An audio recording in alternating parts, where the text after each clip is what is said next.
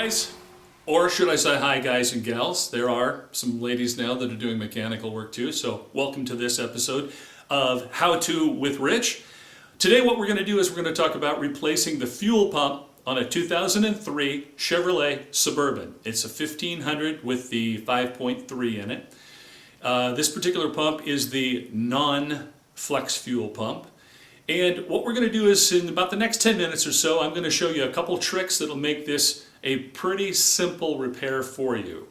One of the things that I might add, just kind of a little side note editorial, what were they thinking? Putting the fuel pump inside the fuel tank? Well, I guess it's okay. They put the oil pump inside the engine, right? All kidding aside, plan on about 2.5 hours. And even less if your friends don't come over and drink beer with you. What I'm going to do is I'm going to give you step-by-step instructions, and I'm going to share a couple tricks with you that made it a whole lot easier once I figured those tricks out. First of all, what you want to do is make sure you got a flat, level surface. Don't do this when you've got the vehicle on any kind of an incline. That would be way too dangerous. Or if you've got a jack, a hoist inside your shop or your garage, more power to you. That's awesome. I'm talking to the backyard mechanic that wants to save about $600 in labor. Plan on the pump costing somewhere in the neighborhood of $300 to $350. And the labor, $600 at a dealership? Wow. So let's get going. Plan on about 2 hours, like I said, maybe 2.5 hours. The tools that you're going to need, real simple. Tire stop. Tire chocks of some sort, as you can see here. I've got 4x4s that have been cut in half with handles on them, work great. A floor jack, jack stands, a 15mm socket wrench, and I'm going to use a flat blade screwdriver, channel locks, and a small screwdriver just to make some other adjustments. That's it. I mean, it's actually pretty simple if you know the tricks. And that's what I'm going to share with you today. So, what you want to do first of all is put those tire chocks on the front tires, then jack the rear of the vehicle up. Now what I'm going to do is I'm going to show you exactly what I did step by step. You may take a different path and you might wind up with the same results. That's fine with me. But if you want to follow me step by step, I think you're going to find this to be pretty simple. Once you've got the rear of the vehicle jacked up so that the tires are actually off the ground by about 6 inches, take those jack stands and put them underneath the rear axle, so that the weight of the vehicle is actually on the rear axle itself, the third member. Then what I did was I crawled out and I shook the heck out of the Suburban. I want to make sure that if it's up on jack stands and I'm underneath it, that I have a pretty safe platform to work under. So as you see here, I'm shaking the heck out of it. Yep, that's me in those goofy shorts. Once I've got a pretty good assurance that the vehicle is not going to come off the jack stands, first thing we want to do is get underneath and disconnect the two inlet lines. One of them is a fuel inlet line, the other one is a fuel vent line. What I'm going to recommend using is a flat blade screwdriver, maybe even a shorty.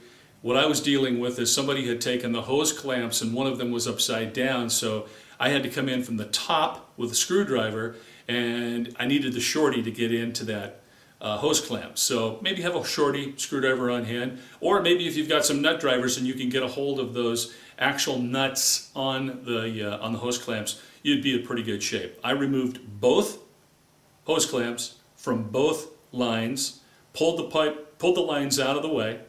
Once I had those lines out of the way, then I took my jack stand. I put a 1x5 piece of pine and about 4 feet long up underneath the fuel tank to hold the weight of the tank as I dropped it down.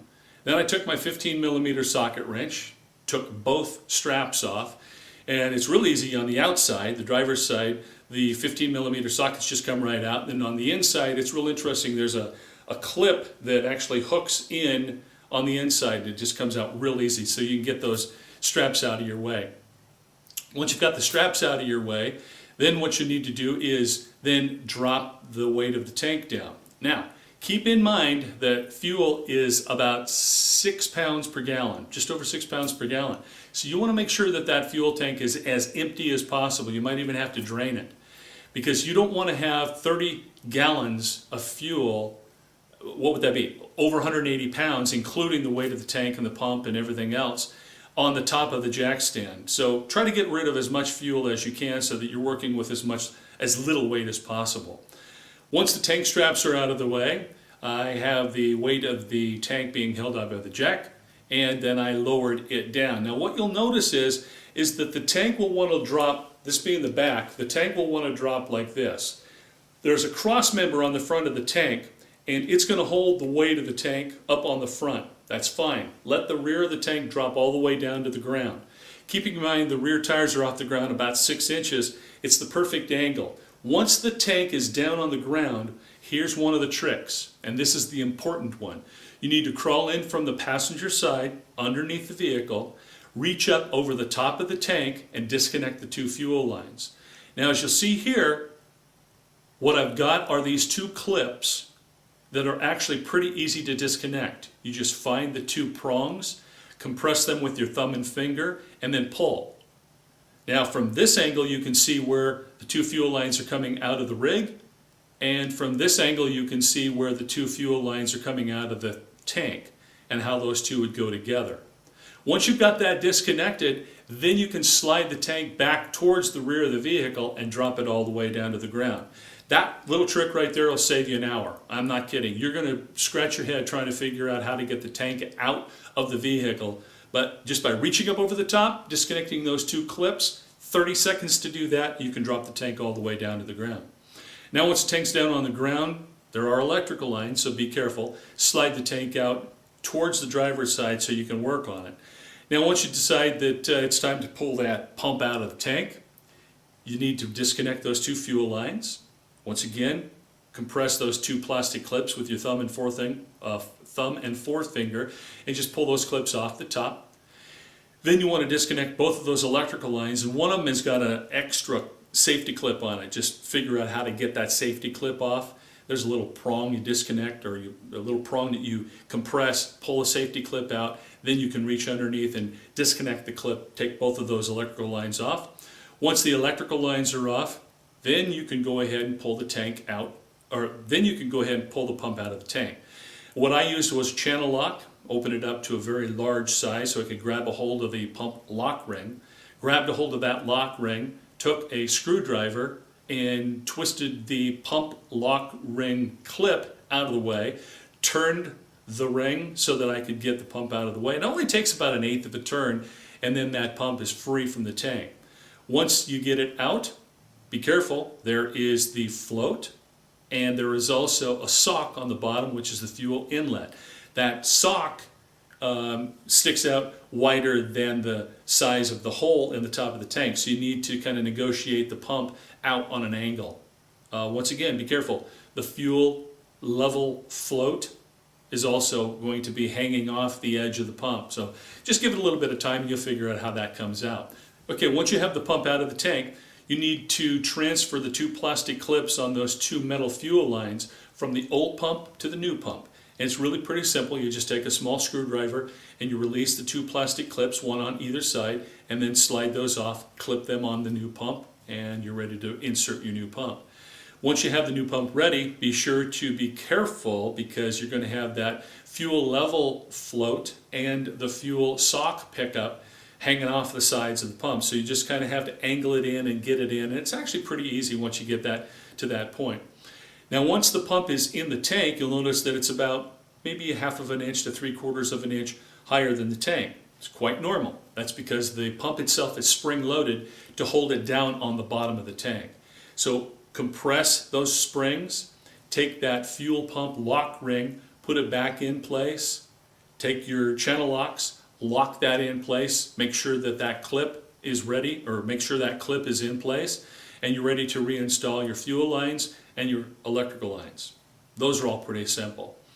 And then putting it back in, pretty easy, slide it in, reverse the procedures. Put the front of the tank up into that cross member, crawl in around on the passenger side, reach up over the tank, reclip the fuel lines from the tank to the rig, and it's real self-explanatory. The way they line up, you'll be able to figure it out pretty easy. And when I first looked up there, I went, gosh, what if I get those reversed? I don't think you really can get them reversed. It's pretty self-explanatory. Once you've got those 2 lines clipped back on, then you're ready to put the jack stand under the tank, jack it up in place, reattach the straps. Once the straps are reattached, then you crawl back underneath, put those fuel inlet and fuel vent lines back on, tighten up all of those hose clamps, drop the vehicle down on the ground, and you're pretty much ready to go. Once again, the big trick is reaching up over the tank to release those two fuel lines.